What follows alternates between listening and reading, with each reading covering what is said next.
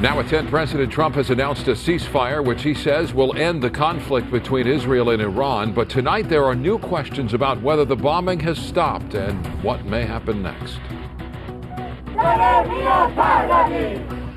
Meantime, hundreds of protesters rally in Westwood calling for change in Iran.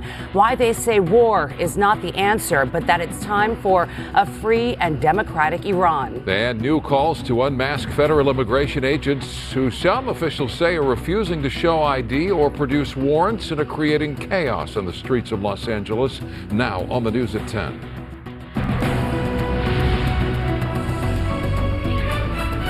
Good evening, I'm Micah Ullman. And I'm Cher Calvin. A ceasefire between Israel and Iran announced by President Trump is supposed to have taken effect an hour ago, but both countries appear to still be exchanging airstrikes. That ceasefire announcement follows a weekend of escalating tensions in the region after the U.S. bombed key nuclear sites in Iran. In response, the Islamic Republic retaliated, firing ballistic missiles at a strategic U.S. military base in Qatar. That attack was intercepted. No deaths or injuries reported, a response Trump described as, quote, very weak.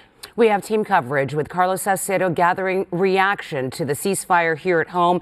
But we begin with Chris Wolf with the latest details in the KTLA News Center. Chris?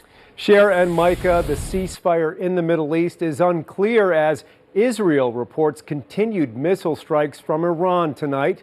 This comes hours after President Trump announced that Israel and Iran had fully agreed to holding their fire to be done in phases during a 24-hour period.